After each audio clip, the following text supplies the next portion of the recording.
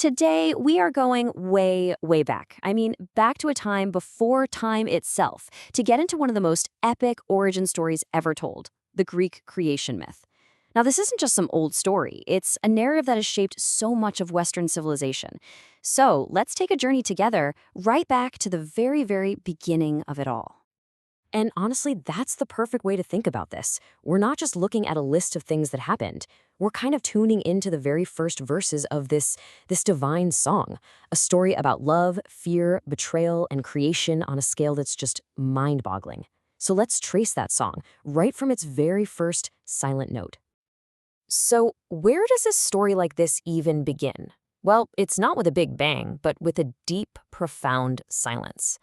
Our first chapter starts in what's called the primordial void, a state of just absolute nothingness. Just try to wrap your head around that for a second. No light, but no darkness either. No earths, no sky, just a silent, endless, totally incomprehensible emptiness. This wasn't just empty space like we think of it. It was the potential for everything. Just waiting. The Greeks actually had a name for this: chaos. And it's really important to get this right. Chaos isn't some evil monster or a god. It's the formless, primordial state itself. Think of it as the raw, untamed cosmic soup from which everything, and I mean everything, was about to be born. And then, out of that deep, dark womb of chaos, the very first tangible thing comes into being: Gaia, the earth. She is the primordial mother, the literal foundation that all future life is going to be built on. Okay, so with Gaia here, the stage is finally set for the next big act of creation. But, she's all alone in this massive emptiness. So how does this one single entity become the world? Well, that brings us to our next chapter, Earth and Sky. Can you imagine being the only thing in existence? It must have been incredibly lonely. And out of that deep solitude, Gaia felt this powerful desire for love, for connection. This wasn't just a fleeting emotion, it was a creative force, strong enough to literally shape the cosmos. And so, from her own being, Gaia brings forth a companion who is her equal, Uranus, the sky. He was born directly from her desire, a huge expanse of blue and shimmering light.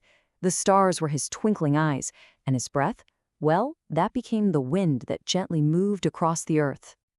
And when Earth and sky finally came together, that's when the universe really burst into life. In their constant, cosmic embrace, a new world was born. And from that union came the first generation of powerful and, let's be honest, pretty terrifying children. But you know how it is with these big family stories, right? It doesn't stay peaceful for long. Things quickly turn from creation to conflict. And this is a perfect example of how these myths explore really human emotions, just on a cosmic scale. Which brings us to our third chapter, A Father's Fear. And yeah, these were definitely not cute little babies. The children of Gaia and Uranus were just immense. You had the mighty Titans, the one-eyed Cyclopses who were absolute master craftsmen, and then the truly monstrous Hecatontures, the ones with 100 hands each. Yeah, 100. At first, Uranus was proud. I mean, look at his powerful kids. But as they grew, he started to realize something: their strength might one day be even greater than his own. And that pride, it just curdled into paranoia. He looked at his own children and didn't see a legacy. He saw a threat to his absolute power. So Uranus does something truly awful. He takes his own children and shoves them down into Tartarus, a dark, horrifying pit deep within the earth. This place was so terrifying that even the gods were afraid of it. He literally imprisoned his children inside their own mother, Gaia.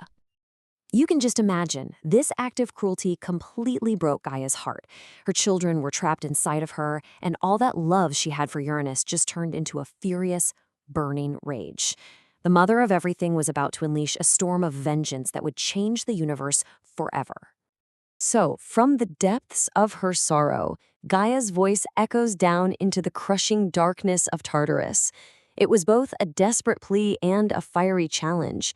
She was looking for a champion, for one of her children who was brave enough to stand up to their tyrannical father. But who would dare to do it? I mean, who in their right mind would confront the all-powerful ruler of the sky? For a moment, all you could hear from that dark abyss was silence. And then a voice speaks up from the darkness. It's Cronus, the youngest of the Titans. He was ambitious, he was cunning, and he was definitely bold. He accepted his mother's challenge, and in secret, Gaia armed him with a powerful weapon and laid out a plan. This right here was the turning point. The plan was as simple as it was brutal. First, the plot, then the ambush. As Uranus descended to embrace Gaia like he always did, Cronus was lying in wait. And finally, the attack. With one terrible strike, he physically separated sky from Earth, for good. That one single violent act didn't just end a terrible reign, it created a whole new world order. The cosmos was fundamentally and completely changed in that one moment. It's pretty wild, right? This incredibly violent act was also an act of creation. As the blood of Uranus fell down onto his mother, Gaia, new life literally sprang up from the soil. From these drops of blood, whole new generations of gods and creatures were born, filling up the world. And here is the biggest, most profound consequence of all. Before Cronus's attack, Earth and sky were inseparable, just locked together. But after, they were pushed apart forever. This is what created the world as we know it, with the sky way up above, the Earth down below, and a space in between for life to actually happen. And as for Uranus himself, he faded away, becoming the very infinity of the sky he now was. He wasn't a physical ruler anymore, but an elemental force. His voice became the thunder. His breath became the wind. And just like that, the myth gives us an origin for the forces of nature we still experience every day.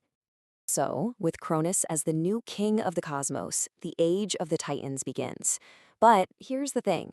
His victory was born from overthrowing his own father. And that sets a pretty dangerous precedent, doesn't it? This whole cosmic drama of creation and betrayal, it's really just the prelude. The true story of the gods was only just getting started.